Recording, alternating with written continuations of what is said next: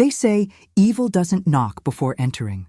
It already lives inside your house, has a key, and often shares your bed, sleeping by your side every night. Today, I'm going to share my life story with you.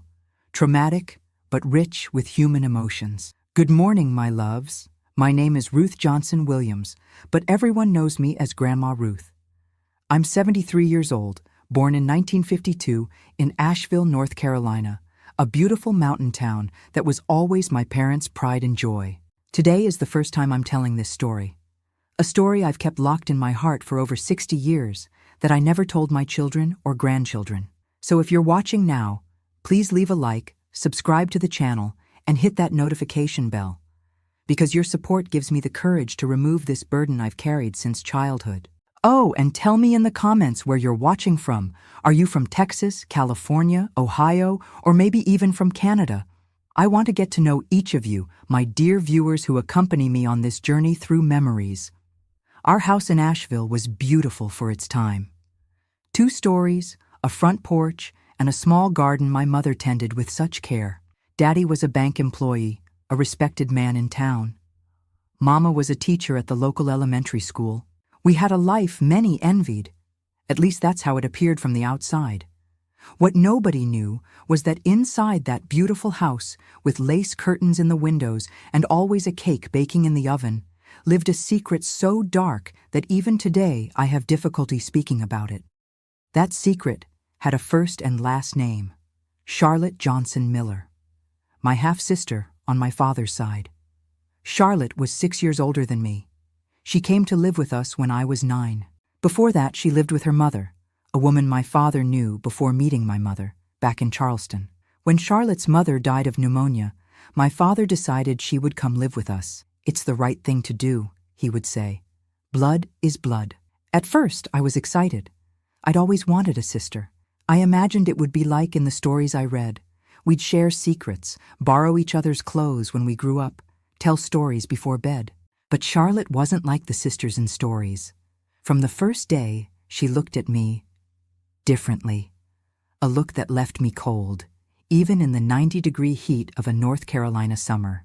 "This is your new home, Charlotte," my mother said, showing her the room where she would stay. "You'll share with Ruth. I know you two will get along well." That first night, when the lights went out and it was just the 2 of us in the room, Charlotte sat on the edge of my bed. "You're lucky, you know," she said, her voice low so no one would hear. "You grew up with a mother and father, in a beautiful house, everything easy for you." "I'm sorry about your mother," I replied, not knowing what else to say. She gave a dry laugh. "No, you're not. You don't even know me. But you will now." That same night it began. First, it was just touches. She waited until everyone was asleep and came to my bed, said she was scared, that she didn't know the house, that she needed company. I, in my childish innocence, believed her. I let her lie with me. "Sisters need to be close," she whispered in my ear, as her hands began to explore places on my body I didn't even know existed. "This is what sisters do. It's our secret." When I tried to pull away, I felt her fingers squeezing my arm so hard it left a mark.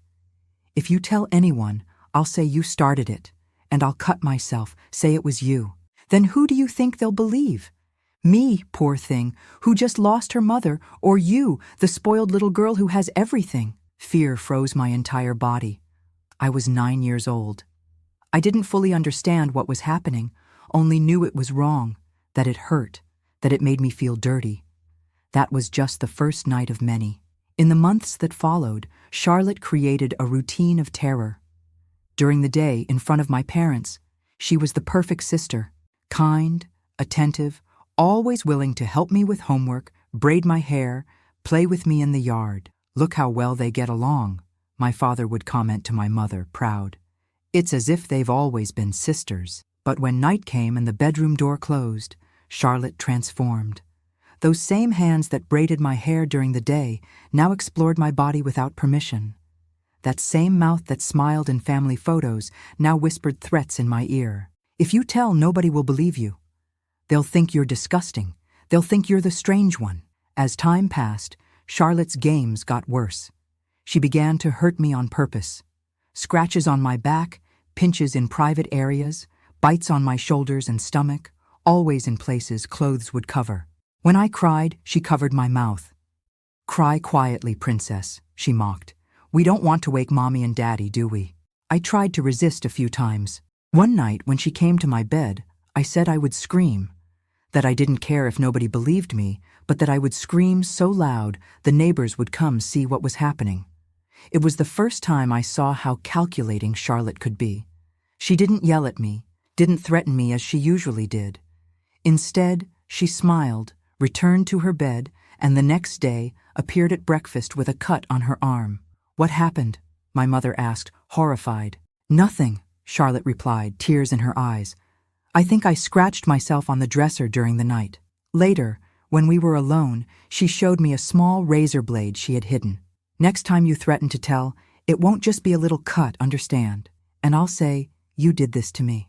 The threat worked. I was 10 at the time. And the fear of not being believed, of being blamed for hurting the poor orphan my parents had taken in, was too great. And so months turned into years. Charlotte was 15, then 16, then 17. I was growing too, but remained trapped in that web of fear and shame. At school, I was the quiet girl, the one who never raised her hand, the one who always skipped PE when possible to avoid changing clothes in front of other girls and showing the bruises. My grades began to drop. I couldn't concentrate. I had nightmares almost every night. I started inventing illnesses to avoid going to school, to not be away from the protection, however illusory, that my parents' presence gave me. Mom began to suspect something was wrong. "Ruth, you've been so sad lately. Did something happen at school? Are the girls treating you badly?" I wanted so much to tell. The words were on the tip of my tongue, begging to come out. But then I remembered Charlotte's look, the hidden razor blade, the threats, and I swallowed it all back. "It's nothing, Mom. Just tired." Charlotte noticed that Mom was starting to ask questions. This made her even more careful and more cruel. She began to manipulate me not just with fear, but with guilt. "You know why I do this?" she asked me one night, after another session of torture disguised as sisterly affection. "Because you have everything. The perfect mother, the father I always wanted. I only got the leftovers. So now you give me a little of what's yours. It's fair, don't you think? How could an 11-year-old child respond to that? How could I understand cruelty masked as justice? I only knew it hurt, that it was wrong, that I wanted it to end. But the end came in a way I could never have imagined. It was an ordinary weekday. I woke up with a high fever, inflamed throat.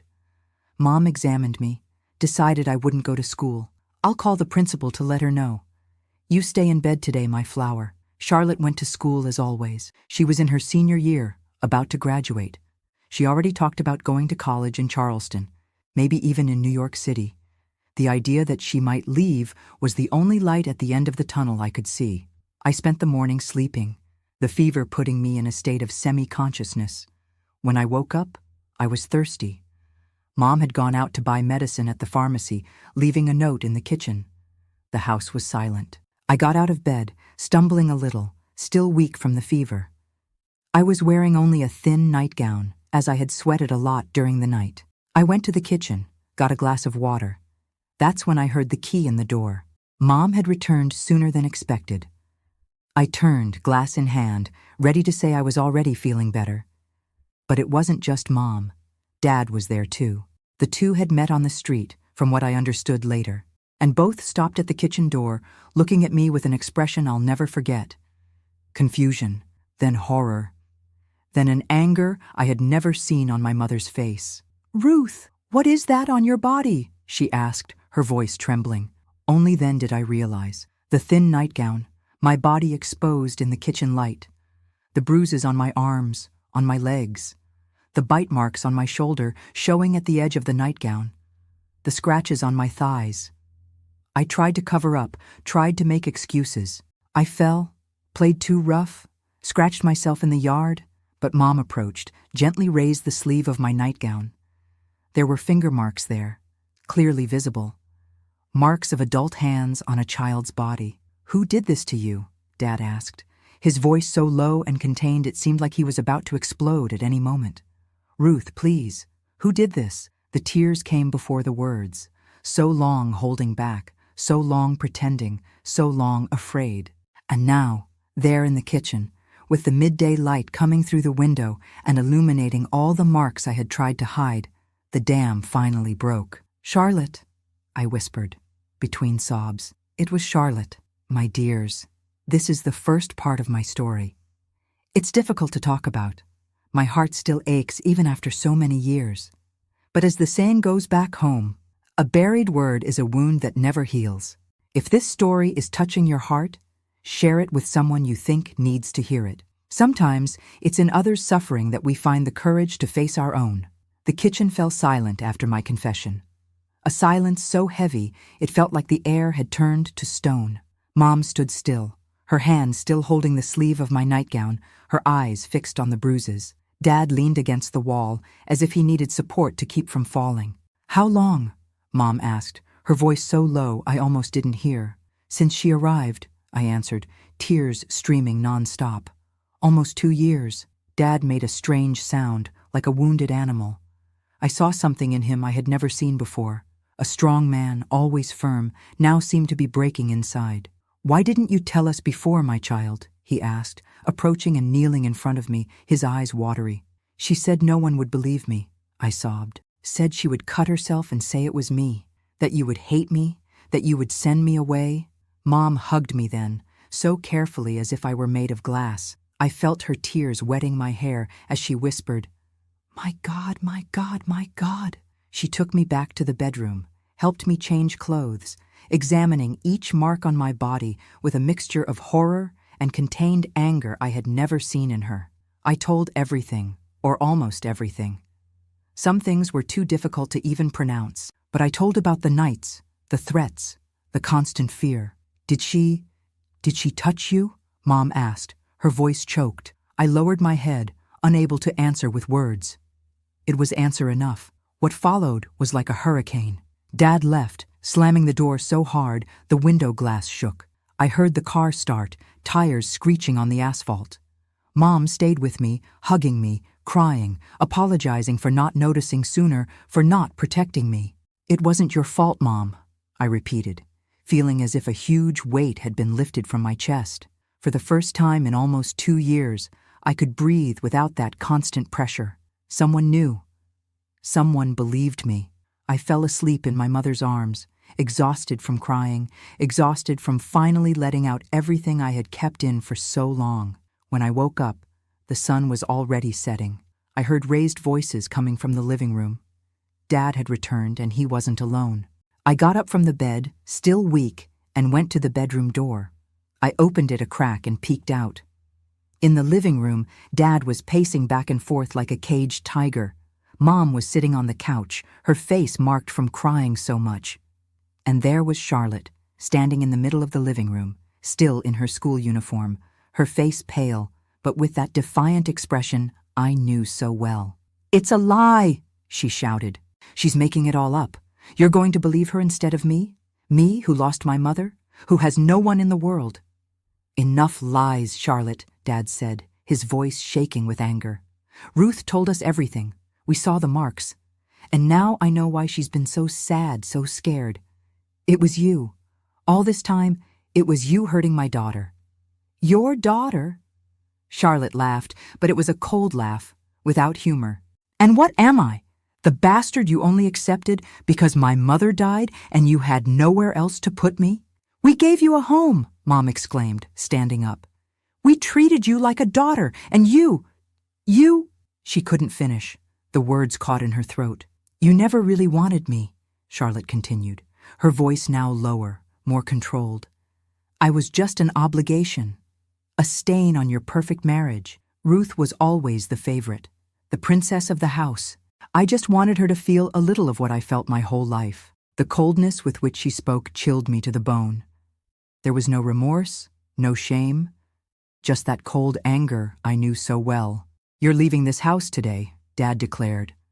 "I've already called your aunt in Charleston. She'll pick you up tomorrow morning. Until then, you'll be locked in the guest room. And if you try anything at all, I'm going straight to the police. Police? Charlotte laughed again. And what are you going to say? That your bastard daughter abused your legitimate daughter? How nice that will look for your reputation at the bank, huh, Daddy? I saw my father's face contort with rage. For a moment, I thought he was going to hit her. But he restrained himself, his hands closed in fists. Get out of my sight, he growled. Now! Charlotte shrugged, as if none of it mattered. But when she turned to go to the guest room, her eyes met mine through the crack in the door, and what I saw there made me back away, frightened. It wasn't just anger. It was pure, crystalline hatred. A hatred that promised revenge. I quickly closed the door, my heart beating so hard it felt like it would come out of my mouth. Charlotte had been discovered, was leaving. I would finally be free. But that look said this wasn't over. The night that followed was strange. Mom brought dinner to me in the bedroom. Didn't want me near Charlotte even for a second. Dad stood guard at the guest room door, a chair placed in the hallway. Nobody slept well in that house. In the middle of the night, I heard Charlotte crying. They weren't the manipulative sobs I had heard so many times. It was a cry of anger, of frustration, the cry of someone who had lost the control they so valued.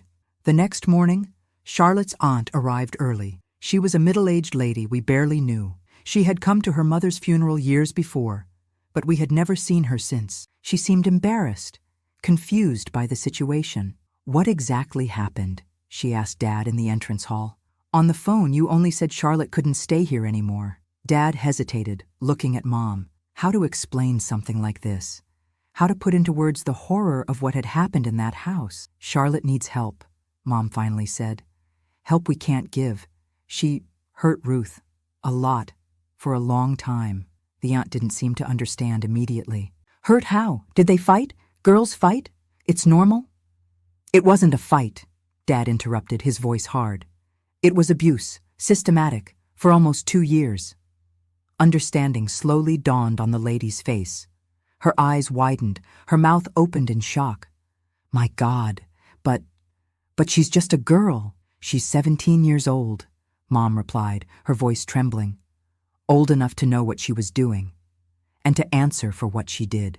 Charlotte appeared then, carrying a small suitcase. She was dressed normally, her face clean of any emotion. She could have been going for a walk, not into exile. Aunt Regina, she greeted with a polite smile. Good to see you. The normalcy of it all was almost obscene. How could she act like this, after everything? How could she smile, speak normally, as if nothing had happened? I was hiding on the stairs, watching everything. I didn't want to see Charlotte, didn't want to be in the same space as her, but something compelled me to witness her departure, perhaps to make sure she was really leaving. Before going out the door, Charlotte turned. Her eyes scanned the room, as if looking for something. Or someone. Then she saw me, huddled on the stairs. For a second, our eyes met. And she smiled. Not the polite smile she had given her aunt. A different smile, just for me. A smile that said, this isn't over. Then she left. The door closed, and silence fell over the house like a heavy cloak. The days that followed were strange. A new and frightening freedom took hold of me. I no longer had to fear the nights, no longer had to hide marks, no longer had to make up excuses. But the habit of fear is hard to break. I still startled at sudden noises, still had nightmares, still looked over my shoulder as if expecting to see Charlotte at any moment. Mom took me to a doctor in Charlotte, NC. He examined the marks, asked gentle but direct questions, noted everything in a medical record. Then he talked at length with my parents in a separate room.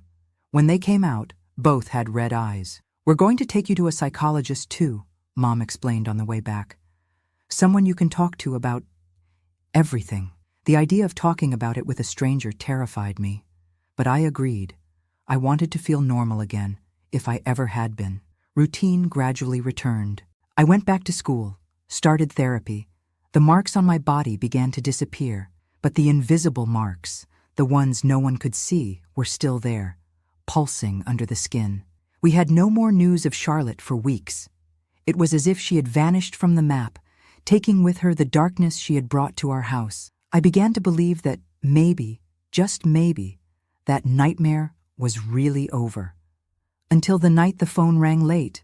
I was in my room, now just mine, without my half-sister's oppressive presence. I heard the phone ring, then my father's voice answering. Then silence. Then a sound of something falling, a muffled sound, as if someone was trying not to scream. I left the room, frightened. Dad was in the living room, the phone still in his hand, his face as pale as paper. "What happened?" I asked, my heart accelerating with fear. He looked at me as if he had forgotten I existed. His eyes were glazed, distant. "Dad," I insisted, approaching. "What happened?" "Charlotte ran away," he finally said, his voice hoarse. "She ran away from Aunt Regina's house last night. No one knows where she is." The floor seemed to disappear beneath my feet. Charlotte was out there somewhere, and I knew, with a terrible certainty, that she would come after me. That smile at the door, that look of hatred. She had promised without words that this wasn't over, and Charlotte always kept her promises. My loves, life sometimes presents us with challenges that seem too great to bear. But as my grandmother used to say, God doesn't give us a burden heavier than our shoulders can carry. At that moment, at 11 years old, I thought my small shoulders would break under the weight of fear. But what I didn't know was that the worst was yet to come. A storm was forming on the horizon, ready to fall on our family with a destructive force. In the next chapter, I'll tell you how an ordinary night turned into the worst nightmare anyone can imagine, and how the fire Charlotte carried inside finally transformed into real flames, consuming everything in its path. Sleeping became impossible after that call. Every noise in the house, every creak of the wood, every gust of wind at the windows seemed to be Charlotte coming to fulfill her silent promise. Dad tried to reassure me, saying she had probably run away far away, maybe to New York City, as she always talked about, to start a new life. But I knew Charlotte better than he did. I knew she wouldn't leave without getting revenge. For 3 days, we lived in a constant state of alert. Dad installed new locks on all doors and windows. Mom wouldn't let me go even to the gate alone. At school, one of the secretaries kept an eye on me all the time, following my parents' orders. I felt like I was in a prison, even knowing it was for my protection. On the 3rd night after the call, we were all tense, but starting to believe that maybe, just maybe, Dad was right. Maybe Charlotte had really gone away. That's when the smell came first. I was sleeping, or trying to sleep, when a strange odor invaded my room. Strong, chemical, making my eyes burn even closed. I woke up confused, my throat irritated, coughing. The room was dark, but there was an orange glow coming from the window. A glow that moved, that danced on the walls as if it were alive. I got out of bed, still groggy from sleep, and went to the window. What I saw froze the blood in my veins. Fire. The garden that Mom tended with such care was in flames. And in the middle of that infernal light, a figure stood out. Even at a distance, even with her face partially covered by a scarf, I would recognize those eyes anywhere. Eyes that had watched me so many nights, that had gleamed with pleasure at my fear, that had promised revenge. Charlotte. She was looking directly at my window, as if she knew I was there. In her hand, she held something that looked like a bottle. As I watched, paralyzed with horror, she raised the bottle in a silent toast to me, then threw it against the wall of the house. The explosion was small, but enough to spread more flames. The fire began to climb up the wall, licking the dry wood of the porch, devouring the curtains that Mom had made with such care. "Fire!" I screamed with all the strength in my lungs. "Mom! Dad! Fire!" I ran to the hallway, coughing with the smoke that was already starting to enter. I heard my parents waking up startled, doors opening. "What is it?" Dad asked, coming out of his and Mom's room. "Fire! The house is on fire! It's Charlotte! She's outside!" His face paled instantly. He ran to the hallway window, looked down, and let out a curse I had never heard him say before. "Mary!" he shouted to Mom. "Take Ruth and get out through the back! Now!" Mom appeared in the hallway, tying her robe, her eyes wide with fear. "What's happening, John?" "The house is on fire. Take the girl and get out. I'll call the fire department." The phone was downstairs. Dad ran down the stairs, disappearing into the smoke that was already starting to rise. Mom pulled me by the hand, guiding me to the back staircase, a narrow passage we rarely used. "What about Dad?" I asked, resisting. "We can't leave him. He'll come right after us," Mom replied, her voice firm despite the tremor in her hands. "Now let's go!" We stumbled down the back stairs. The smoke was thinner there, but still made my eyes water and my throat burn. Outside, I could hear the crackling of flames devouring the front of the house, the snapping of wood yielding to heat. We managed to get out through the kitchen door, which led to a small fenced yard. Mom opened the gate that led to the side street, pushing me out. "Run to Mrs. Wilson's house," she ordered, referring to our neighbor across the street. "Ask her to call the police and the fire department. I'm going to get your father." "No, Mom," I grabbed her arm. "Come with me." But she gently freed herself. "Your father could be trapped in there. I can't leave him." "Go, Ruth, run!" The desperation in her voice made me obey. I ran down the side street, barefoot, wearing only my nightgown. The cold night air was a shock against my skin, hot from the heat of the fire. I knocked on Mrs. Wilson's door with all my strength, screaming for help. The light came on, the door opened, and the sleepy face of our neighbor appeared. It took just one look at my figure, barefoot, in a nightgown, covered in soot, and at the orange glow coming from our house for her to understand. "Good Lord!" she exclaimed. "Walter! Walter! Wake up and call the fire department! The Johnsons' house is on fire!" Her husband appeared, still buttoning his shirt. He looked in the direction of our house and ran out to the street, shouting for help. In minutes, the whole neighborhood was awake. Men came out of their houses with buckets, women screamed, children cried, frightened. I could only think of my parents, still inside that burning house. Why hadn't they come out yet? What had happened? Mrs. Wilson tried to keep me inside the house, but I escaped. I needed to see, needed to know. I ran back, ignoring her shouts for me to stay. When I arrived at the front of our house, the scene was pure hell. The flames had already taken over the entire lower floor. The porch had collapsed, taking part of the roof with it. Black smoke rose to the sky, swallowing the stars. "Mom!" I shouted, desperate. "Dad!" There was no response, just the roar of the fire, devouring everything it found in its path. I tried to run inside, but strong arms held me back. It was Mr. Wilson, Mrs. Wilson's husband. "No, child, you'll die if you go in there." "My parents are in there," I shouted, struggling. "Let me go. I need to help them." "The firefighters are coming," he tried to calm me. "They'll get your parents out. You can't do anything by going in there." At that moment, a deafening crash cut through the night. Part of the second floor collapsed, taking what remained of the roof with it. Sparks flew everywhere, like malignant shooting stars. "No!" The scream came from the depths of my soul. "Mom! Dad!" That's when I saw them. On the side of the house, staggering through the back door, came two figures covered in soot. Dad was carrying Mom in his arms. She seemed unconscious, her head hanging back, her face blackened by smoke. "Help!"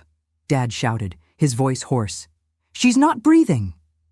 Mr. Wilson let me go and ran to help. Other neighbors went too. They took Mom from Dad's arms, laid her on the street. Someone who had first aid knowledge began to perform mouth-to-mouth resuscitation. I stood, paralyzed, watching that scene as if it were a nightmare from which I couldn't wake up.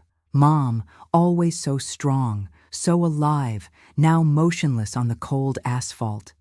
Dad, kneeling beside her, coughing violently, his face contorted with pain and despair. And then, in the midst of the confusion, a movement caught my attention. A figure was moving away, walking quickly down the side street. Even in the dim light, I recognized the walk, the silhouette, Charlotte. Something inside me snapped. All the fear, all the pain, all the anger I had kept in for years exploded at once.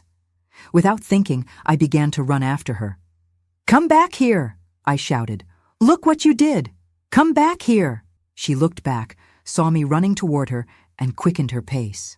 But I was driven by a force I had never felt before. I ran like never before, my bare feet hitting against the asphalt, ignoring the pain, ignoring everything except the figure fleeing in front of me. At the corner, I almost caught her. I reached out, grabbed the hem of her shirt. She turned, surprised by my proximity. For a second, our eyes met. In her eyes, I saw something I had never seen before: fear. For the first time, Charlotte was afraid of me. But the moment passed quickly.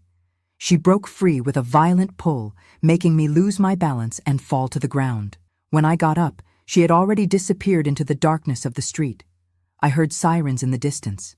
The firefighters were finally coming. I also heard someone shouting my name. Dad's voice, hoarse from smoke, but still strong, calling me back. I ran back to where I had left my parents. Mom was sitting now, coughing a lot, but alive. Alive. The relief was so great that my legs weakened, and I fell to my knees beside her. "Mom," I sobbed, hugging her carefully. "I thought I had lost you." She tried to smile, but another coughing fit prevented her. Her eyes, red and irritated from the smoke, searched for mine. "I'm okay," she finally managed to say, her voice almost unrecognizable. "Thank God we're all okay." At that moment, the firefighters arrived, followed closely by an ambulance. We were all taken to the hospital, treated for smoke inhalation. Mom was admitted, as she had breathed much more smoke than us, having been trapped in a room when part of the ceiling collapsed. At the hospital, lying on a gurney next to the bed where Dad was being medicated, I told about seeing Charlotte, about running after her. "She wanted to kill us," I concluded, tears streaming down my face, still dirty with soot. "She wanted to end us." Dad squeezed my hand hard. His eyes, always so sure, were now filled with a mixture of fear and determination. "She won't get near you again," he promised. "Never again." While the doctors worked, police officers came to take our statement. We told everything: about the abuse, about Charlotte's expulsion, about the fire. They wrote it all down, promised they would find her, that she would answer for what she did. But I knew, deep in my heart, that Charlotte wouldn't be easy to capture. She was smart, calculating, and now she was desperate, which made her even more dangerous. That night, lying in a hospital bed, with the smell of disinfectant replacing that of smoke, I stayed awake for hours, looking at the ceiling. Our house, the place where I was born, where I grew up, no longer existed. All my toys, my books, my clothes, everything had turned to ashes. But the worst wasn't the material things. It was knowing that Charlotte was still out there, somewhere, and that her hatred for me had no limits. Dawn found me still awake, my eyes burning with fatigue and smoke. Through the hospital window, I saw the sun rising, tinting the sky pink and gold. A new day. We were alive. We had survived. But at what cost? And for how long would we be safe? My dear viewers watching me today, sometimes life puts us face to face with evil in its purest form. That night was just the beginning of a long and painful journey. The fire Charlotte set didn't just consume our house, it consumed our peace, our sense of security, and left scars I carried for decades. Life sometimes breaks us into 1,000 pieces, my loves. But as I learned from my grandmother, a cracked pot still boils water. And that's how, cracked but still functioning, I faced the years that followed. We spent 2 weeks living at Mrs. Wilson's house after the fire. Her and her husband's generosity saved us in that difficult time. We shared the guest room, improvised with mattresses on the floor. The clothes we wore were donations from neighbors and the church, pieces that didn't fit us right, but that kept us dressed while we tried to decide what to do. Our house no longer existed. The outer walls were still standing, blackened by smoke, but the interior had been completely destroyed. The piano where Mom taught me to play, the armchair where Dad read the newspaper every night, the collection of books I kept so carefully, everything turned to ashes. Even the family photographs, the records of our entire history, had disappeared in the flames. But the worst wasn't the material losses. It was the fear, the constant, suffocating fear that wouldn't let me sleep at night, that made me start at any noise, that prevented me from being alone even for a minute. Charlotte hadn't been found. The police searched all over Asheville, extended the search to neighboring towns, even to Charlotte, NC. Nothing. It was as if she had evaporated like the smoke from the fire she caused. 2 weeks after the fire, Dad gathered us for a serious conversation. "We can't continue like this," he said, his voice still hoarse from the damage caused by the smoke. "We need to start over. Somewhere else." "Somewhere else?" I asked, confused. Asheville was the only home I knew. My school, my few friends, everything was there. Another state, Dad explained, far from here, where she can't find us. Mom nodded, her eyes still carrying that distant look she had had since the fire. She had been the most physically affected, lungs damaged by smoke, light burns on her arms and legs. But the worst were the invisible scars, the trauma of almost dying, of seeing everything she had built destroyed in minutes. "Where to?" she asked, her voice a whisper. "Ohio," Dad replied. "I have a cousin in Columbus. He arranged a job for me at the bank there. We can start over. Nobody knows us there. Nobody knows her." And so, 1 month after the fire, we found ourselves on a bus that would cross the country, carrying only what we could buy with insurance money and some donations. 3 suitcases containing everything we owned in the world. 3 lives reduced to some clothes, documents, and the memories we carried inside us. Some too good to forget, others too painful to remember. The journey was long and tiring. 2.5 days on the road, stopping only for quick meals and bus changes. I alternated between looking out the window, seeing America pass in a blur of colors, and sleeping a restless sleep, populated with dreams where Charlotte chased me through burning mazes. When we finally arrived in Columbus, it was like landing on another planet. The city was so different from Asheville, larger, busier, with a climate that made my bones ache with cold in the first days. People talked differently, with an accent I sometimes barely understood. Dad's cousin, Uncle Gerald, received us in his home, a small but comfortable apartment downtown. We would stay there until we found our own place. "You'll like it here," he assured us, while showing us where we would sleep. "The people are hospitable. There are good schools for the girl. Opportunities." It was strange being called the girl by someone who didn't even know me. Everything was strange. I felt like a plant pulled from the earth with exposed roots, thrown into unknown soil. In the first week, I barely left the apartment. The fear of Charlotte had transformed into something bigger.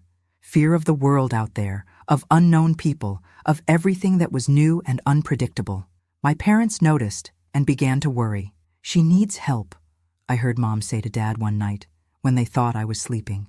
"It's not normal for a child to be like this, always scared, always looking over her shoulder." So, besides a new house and a new school, I also got a new routine.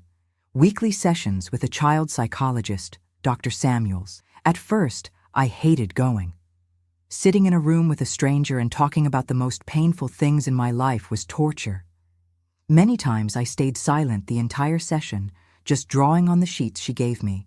But gradually, very gradually, the words began to come out. The knot I had in my throat whenever I thought about Charlotte, the abuse, the fire, began to loosen a little.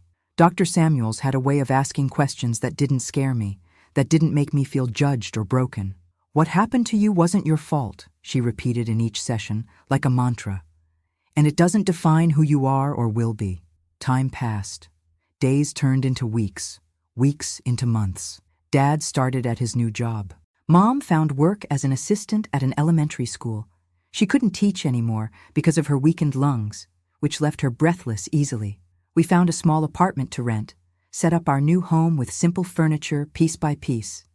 Life was slowly getting back on track, but the nightmares continued. Almost every night, I woke up screaming, sweaty, heart racing. Sometimes I dreamed about the fire, the flames surrounding me.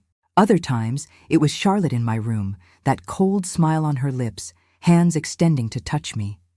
At the new school, I was the strange girl, the one who didn't talk much, who startled when someone came from behind, who sometimes froze in the middle of class, eyes fixed on emptiness, as if seeing something no one else could see.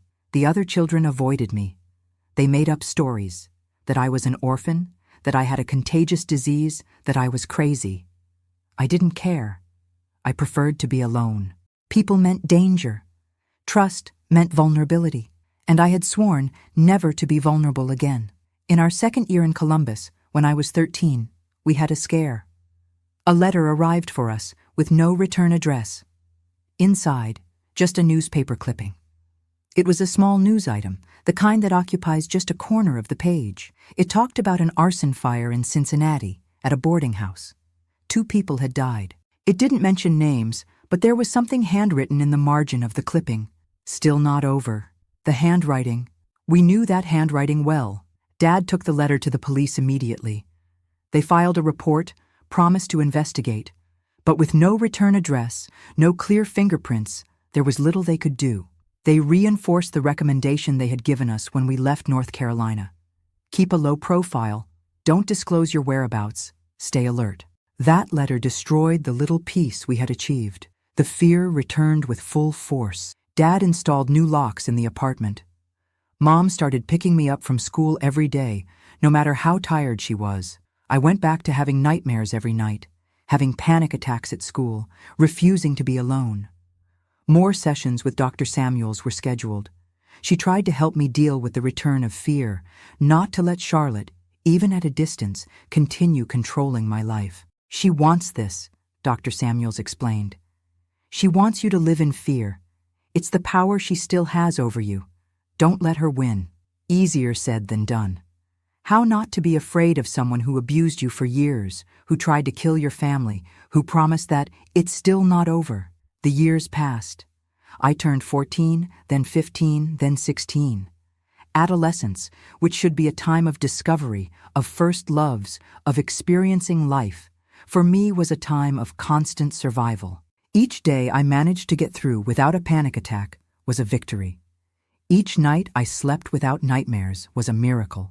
We never received another letter. We never had direct news of Charlotte again, but her shadow remained over us like a toxic cloud that refused to dissipate. At 17, something began to change inside me. The anger, which had always been there, buried under layers of fear and shame, began to emerge. Anger at Charlotte, for everything she had done. Anger at myself, for still allowing her to have so much power over my life. Anger at the world, which allowed people like her to exist. It was during this time that I discovered running. It started as a suggestion from Dr. Samuels, exercise to help with anxiety. But it soon became more than that. When I ran, the noise in my head, the intrusive thoughts, the painful memories, the constant fear, silenced for a while. It was just me, my breathing, my steps on the track. I ran every day, further and further, faster and faster. Running became my escape, my therapy, my salvation. And without me realizing it at first, it also became my strength. My body, which for so long had been a source of shame and trauma, was now becoming strong, agile, capable. I felt the muscles developing, the endurance increasing. For the first time since the abuse, I felt that my body belonged to me again, that it was mine to strengthen, to care for, to fully inhabit. In my senior year of high school, I joined the school's track team. It was the first time I allowed myself to be part of something, to connect with other people. My teammates didn't know my story, didn't understand why I was so closed off, so cautious. But they respected my space, admired my dedication. And I began, slowly, to lower some of the walls I had built around my heart. At 18, an important decision: where to go after school, what to do with my life. My parents wanted me to go to college, study something safe, business, accounting, something that would guarantee stability. But I had other plans. I wanted to keep running. I wanted to see how far my legs could take me. I wanted the feeling of freedom I only felt when I was in motion, leaving miles behind. That's when I heard about a selection for athletes in Cleveland. A training program that could lead to bigger competitions, maybe even national ones. It was a long shot, but I decided to try. To everyone's surprise, especially mine, I was accepted. At 19, I packed my bags again, this time by my own choice, and moved to Cleveland. It was scary and exciting at the same time. For the first time in my life, I was taking the reins of my destiny, choosing my own path. The training program was intense, waking up at 5 a.m., a training until my body begged for rest, studying techniques, learning about nutrition and physiology. I shared a tiny apartment with 2 other athletes, girls from backgrounds as diverse as mine, each with her own story to tell. In the first few months, I maintained my usual reserve. I didn't talk about my past, avoided personal questions, kept everyone at a safe distance. But it's hard to keep walls up when you live, train, cry, and laugh with the same people every day. Lisa was the first to break through my defenses. She was from Texas, had that direct way Texans have, and decided she would be my friend whether I wanted it or not. "Everyone has a past," she told me one night after I refused yet another invitation to go out with the group. "Some heavier than others. But that's what it is. It's the past. You can't let it steal your present too." Simple words, but they hit something deep inside me. For how long would I still allow Charlotte, who I didn't even know if was alive or dead, who could be on the other side of the world, to continue controlling my life? Gradually, very gradually, I began to open up. I didn't tell everything, not all at once, but small pieces of my story began to come out. And I discovered something surprising. Sharing the burden made it lighter, not heavier, as I had always feared. The competitions began, small, local at first, then state level. The absolute focus that running required was therapeutic. There was no room for fear or doubt when you're on the track, when every second counts. And then, at 22, the opportunity that would change everything. A chance to compete nationally, representing Ohio in the U.S. Track and Field Championships. That's when the past came back to haunt me once more. Life has a strange way of testing our strength just when we start to believe we're finally safe. At the height of what seemed to be my fresh start, Charlotte's ghost reappeared in a way I could never have imagined. And it was in this moment of extreme trial that I discovered what I was really made of. The U.S. Track and Field Championships would be in Los Angeles. 3 days of competition with athletes from all over the country. It was my dream coming true, and also my biggest challenge. I had never competed at such a high level, with so much pressure, with so many people watching. I left Cleveland with the Ohio delegation, my heart beating between excitement and fear. My parents promised they would come watch. It would be the first time they would see me compete. They never fully understood why I chose this path, but they supported me from a distance, as best they could. Los Angeles was an explosion of colors, sounds, and smells that left me dizzy in the first days. The athletes' village, set up near the stadium, was a little world apart, with competitors from all states, all focused, all nervous, all dreaming of the podium. My main event would be the 5,000 meters. I wasn't a favorite, far from it. But I had trained hard, had consistently improved my times in recent months. I was determined to give my best, to prove to myself that I could face this challenge. On the eve of the competition, we were all in the cafeteria when one of the organizers came in with a list in her hands. "Attention, everyone," she called. "Tomorrow starts early. I'll go through the final schedules of the events and the names of the judges for each category." I listened distractedly as she read the list. My mind was already on the track, visualizing each curve, each strategy I had discussed with my coach. And in the women's 5,000 meters, the judges will be Marcus Reynolds, Charlotte Miller, and Robert Torres. The world stopped. The noise in the cafeteria disappeared. The air became thick, impossible to breathe. Charlotte Miller. Could it be a coincidence? How many Charlotte Millers could there be in the United States? But my heart knew. That chill down my spine, that sensation of falling into a bottomless pit, my body recognized the danger before my mind fully processed it. "Are you okay?" Lisa asked beside me, noticing my sudden paleness. "You look like you've seen a ghost." A ghost. That was exactly it. The ghost that had been haunting me for more than 10 years, that had destroyed my childhood, that had tried to kill my family. And now she would be a judge in my event. I left the cafeteria in a trance, ignoring Lisa's calls. I needed air, needed to think. In the courtyard of the village, I sat on a bench, shaking despite the heat of Los Angeles. It was her. It had to be. The coincidence would be too absurd. But how? How had she gotten there? How had she become a track and field judge? And more importantly, did she know I would be competing? I took my cell phone with trembling hands, called my parents. I needed to warn them, needed them to stay away from the stadium. If Charlotte recognized me, if she recognized them, I didn't even want to think about what could happen. Dad answered on the third ring. "Ruth, is everything okay, honey? We're almost to Los Angeles." "Dad," my voice came out strangled. "Don't come. Please, don't come." "What happened?" His tone immediately changed to concern. "Are you okay?" "She's here," I managed to say, the words almost choking in my throat. "Charlotte.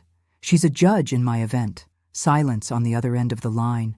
Then his voice, contained but tense. "Are you sure?" "Absolutely. I haven't seen her yet, but they announced the name. Charlotte Miller. How many can there be? And just in my event?" "We're 2 hours from LA," he said, determined. "We'll arrive, but we won't go to the stadium.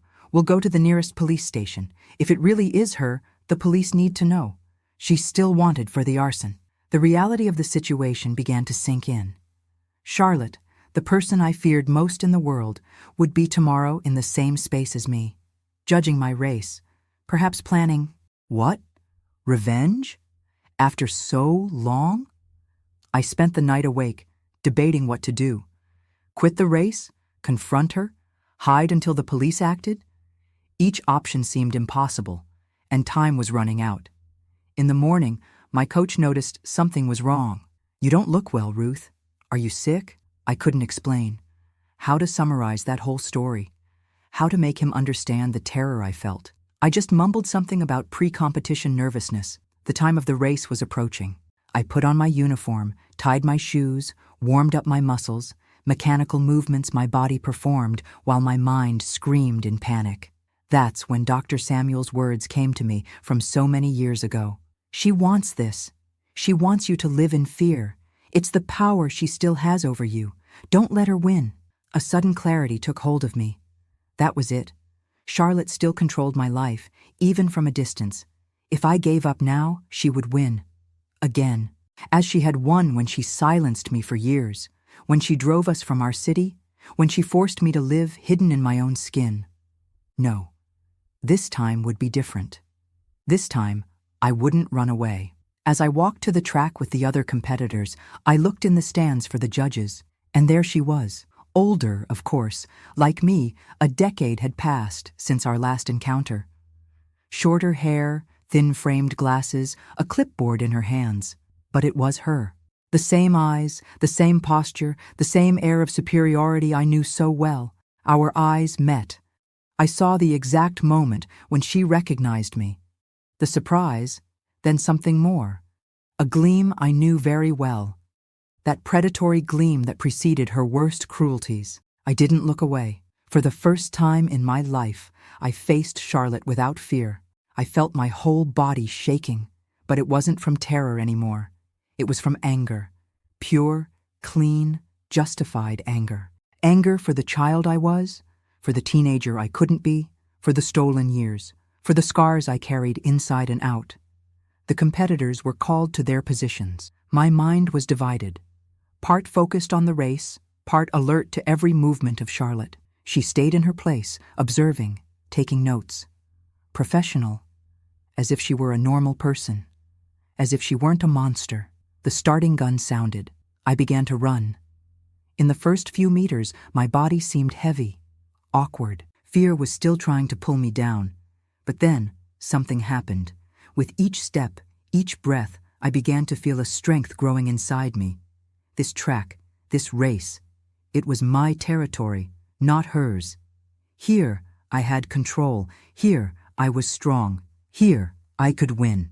The 5,000 meters is a test of both mental and physical endurance. 12.5 laps around the track, almost 15 minutes of continuous effort, of fighting against fatigue, against the desire to give up. Halfway through the race, I was among the top 5. It wasn't my usual position.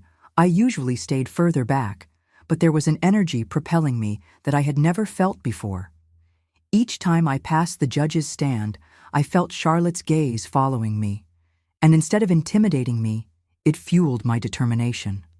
Last lap. The bell rang, announcing the final 400 meters.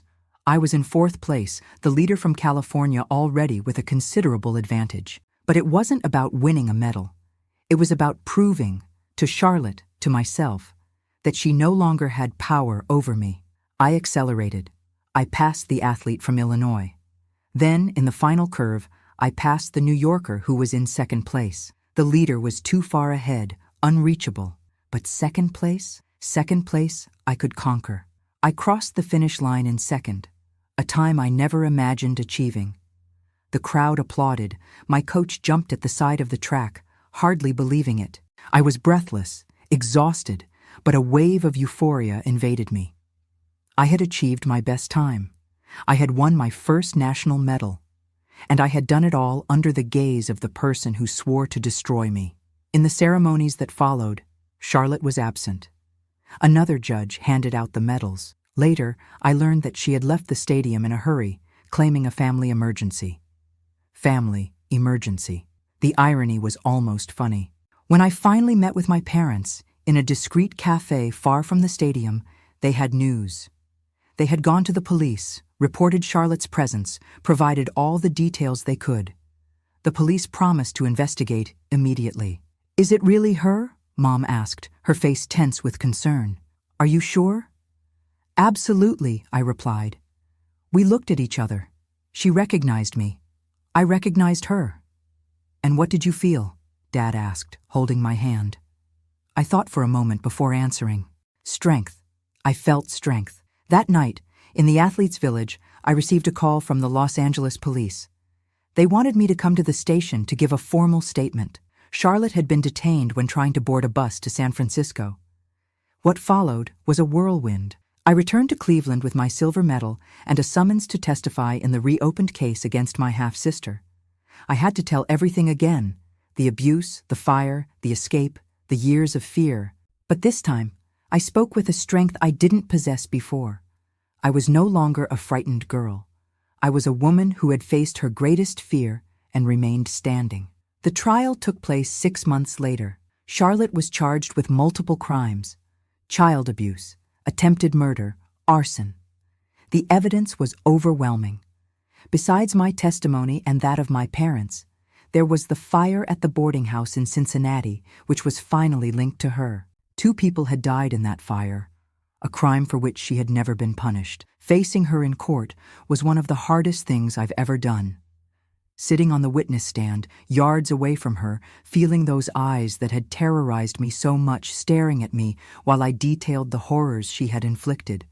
It was like reliving all the trauma at once, but there was a fundamental difference. This time, I wasn't alone. My parents were there. My friends from athletics had come to support me. My coach was in the audience. And most importantly, I was no longer that girl silenced by fear. I was a survivor, telling her story not with shame, but with the certainty that the truth needed to be told. Charlotte was sentenced to 30 years in prison. When the judge announced the sentence, I looked at her one last time. There was no longer that gleam of superiority in her eyes, just emptiness. The emptiness of someone who finally faces the consequences of their actions. I left the courthouse that day feeling something I had never experienced before. Peace. Not complete. I doubt I'll ever be completely free of the scars of the past, but a peace sufficient to breathe without that weight on my chest, to sleep without checking 3 times if the doors are locked, to live without constantly looking over my shoulder. Life went on. I continued in athletics for a few more years, winning other medals, other titles. But the most important thing was what I conquered within myself: the freedom to be who I wanted to be, without fear dictating my choices. At 28, I met David, a sports physiotherapist who worked with injured athletes. Our first meeting was professional, an ankle injury that stubbornly refused to heal. But something about him, perhaps the kindness with which he treated everyone, perhaps the infinite patience, perhaps simply the fact that for the first time in my life I was really open to the possibility of loving, captivated me from the start. It took me time to trust, to open up. Even after months of dating, there were still parts of my story I couldn't share. But David was patient. "You'll tell me when you're ready," he would say. "If you're never ready, that's okay too. I love who you are now, not just your story." At 30, we got married. A small ceremony, just family and close friends. Mom cried throughout the ceremony. Tears of joy, of relief, of gratitude for seeing her daughter finding happiness despite everything. At 32, our first child, Michael, was born. Holding that baby in my arms for the first time was a transformative experience. Looking at his perfect little face, I swore I would do everything to protect him, so he would never know the kind of pain I knew. But I also swore I would teach him to be strong, to face his fears, to never allow others to define who he is. At 35, our daughter, Lily, arrived, and with her, A decision. It was time to tell our story. Not to her, she was still too young, but to the world. I wrote a book, using pseudonyms to protect my family's privacy. I detailed everything: the abuse, the fire, the escape, the years of fear, and finally, the liberation. The book wasn't a bestseller, but it found its audience. I began to receive letters, emails, messages from other survivors, people who had gone through similar situations and found comfort and hope in my story. That's how I began working with NGOs dedicated to the protection of children and adolescents. Not as a psychologist or social worker, I never had training for that, but as someone who could share her experience, who could tell survivors, I understand, I've been through this, and there is life after trauma. At 40, I discovered another passion: painting. I started as therapy, as a way to express emotions I still had difficulty verbalizing, but it soon became more than that. My canvases, full of vibrant colors and abstract forms, began to attract attention. I had my first exhibition at 43 in a small gallery in Cleveland, a complete, full life, which seemed impossible for that terrified girl from Asheville. A life I built not despite my past, but in a way, because of it. Because it was the trauma that taught me about resilience, about the human capacity to heal, about the importance of extending a hand to others who suffer. Today, at 73, I look back and see the long road I've traveled. I see the scars, yes, some never completely disappear. I still have occasional nightmares. There are still certain triggers that momentarily take me back to that dark place. But I also see the strength I found, the people I helped, the love I gave and received. Charlotte died in prison, 15 years after her conviction. A heart attack, according to the official report. When I received the news, I didn't feel joy or relief or closure, as they say. I felt nothing. Because long before she died physically, I had already killed the power she had over me. My dear viewers watching me today, if this story touches your heart, share it with someone who might need to hear that there is life after trauma, that pain does not define who we are, that our tormentors only have the power we allow them to have. And if you're going through something similar, know that you're not alone. Help is available. There are people who will believe you. There is a future where this pain doesn't dominate every aspect of your life. If you're not subscribed to this channel yet, click on that red button down there and hit the notification bell so you don't miss any videos. A tight hug from Grandma Ruth, who learned that sometimes life breaks us so we can be rebuilt stronger, wiser, and more capable of extending a hand to those who are still broken.